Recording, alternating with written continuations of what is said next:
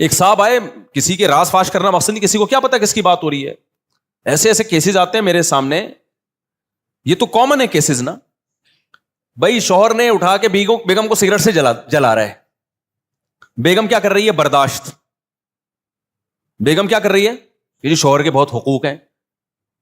بھائی یہاں برداشت کا حکم نہیں ہے. یہ تھوڑی ہے کہ دیکھو نبی صلی اللہ علیہ وسلم نے ایک وفد بھیجا, کسی کو امیر بنا کے وفد بھیجا, تو کسی سے امیر کے حکم کی غلطی ہو گئی, نافرمانی, تو امیر نے حکم دیا ان صحابہ کو کہ آپ سب آگ میں چھلانگ لگا دو. آپ سب کیا کرو؟ آگ میں چھلانگ. وہ صحابہ پریشان ہو گئے کہ ہم آگ میں چھلانگ لگائیں. تو اب نبی کا حکم ہے امیر کی اطاعت کرنی ہے ہر حال میں. اب وہ پریشان کہ ہم یہ اطاعت کرنی ہے کہ نہیں کرنی ہے, ایسا نہ ہم نہیں چھلانگ لگائیں تو گنہگار ہو جائیں. لیکن کیا ہوا, ایک صحابی نے بڑی زبردست دلیل دی, بہت زبردست دلیل دی. انہوں نے کہا دیکھو ہم نے نبی کی اطاعت اس لیے کی ہے تاکہ ہم آگ سے بچیں. تو جو اسلام آگ سے بچانا چاہتا ہے وہ کبھی ہمیں ایسا آرڈر نہیں دے گا کہ ہم آگ میں جلیں.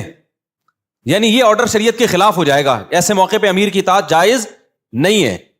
تو نہیں چھلانگ لگائی انہوں نے, نافرمانی کی امیر کی.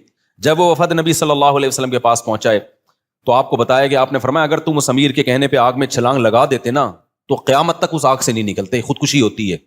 یہ خودکشی کی سزا کیا ہے اسلام میں؟ نبی نے فرمایا نا جس نے اپنے آپ کو جس طریقے سے ہلاک کیا قیامت تک وہ برزخ میں اسی طرح سے اپنے آپ کو مارتا رہے گا. بس اب آپ ہی لیں. تو قیامت تک وہ اپنے آپ کو اسی طرح سے مارتا رہے گا, ہلاک کرتا رہے گا. تو اب شوہر سگریٹ سے جلا رہا ہے, بھائی ایسے موقع پہ صبر نہیں بنتا.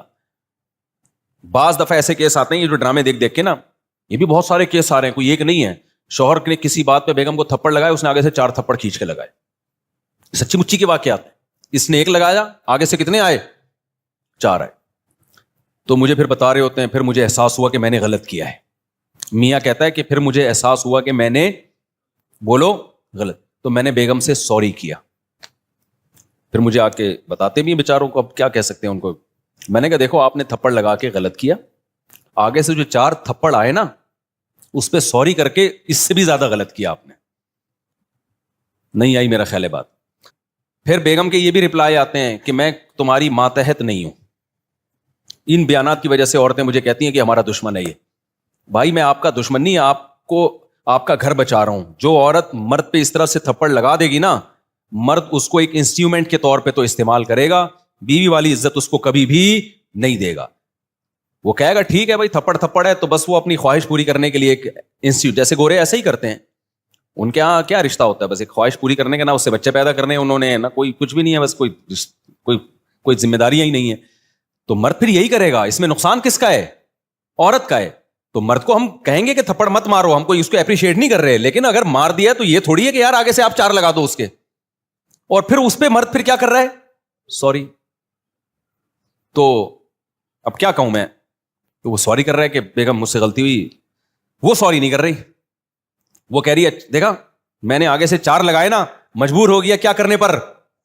سوری کرنے پر مجبور ہو گیا.